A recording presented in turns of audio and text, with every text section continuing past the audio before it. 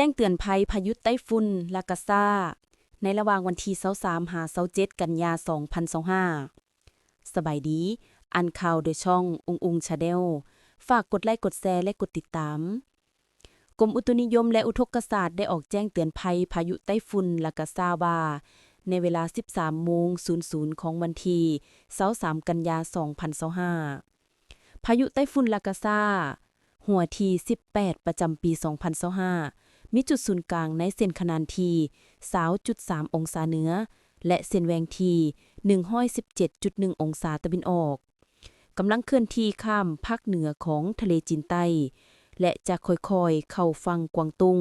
สป.จีนในตอนค่ำมื้อนี้จากนั้นจะสืบต่อเคลื่อนที่ไปทางทิศตะวันตกและมีท่าเอียงจะอ่อนกำลังลงและจะเคลื่อนที่ขึ้นแคมฝั่งทางภาคเหนือของสสเวียดนามจากนั้นพายุหัวนี้จะสืบต่ออ่อนกำลังลงตามลำดับและจะเคลื่อนที่ผ่านภาคเหนือด้านตะวันออกลงหาภาคกลางและภาคใต้ของสปป.ลาวพร้อมเดียวกันลมมรสุมตะวันตกเฉียงใต้ที่มีกำลังแรงจะพัดปกคลุมเป็นส่วนใหญ่ซึ่งจะเฮ็ดให้มีฝนตกฟ้าร้องฟ้าเหลื่อม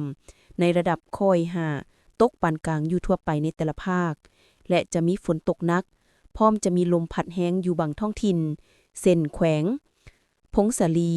หัวพันธุ์เสียงขวางนครหลวงเวียงจันทน์ไสสมบูรณ์เวียงจันทน์บริคำไซคำมวลสวรรณเขตสารวันจำปาสักเสกองและอัตตปือในระยะวันที่25-27กันยา2025นี้ดังนั้นจึงแจ้งเตือนถึงประชาชนบรรดาเผ่าองค์การปกครองท้องถิ่นและองค์การจัดตั้งทุกภาคส่วนในแต่ละภาครวมทั้งนครหลวงเวียงจันทน์จงมีสติระมัดระวังและเตรียมพร้อมรับมือต่อสภาพฝนตกหนักติดต่อกันหลายวันที่จะเฮ็ดให้มีดินเจือนน้ำท่วมสุน้ำท่วมยึงและน้ำท่วมอังในตัวเมืองขอให้ติดตามข่าวพยากรณ์อากาศจากกรมอุตุนิยมและอุทกศาสตร์อย่างต่อเนื่อง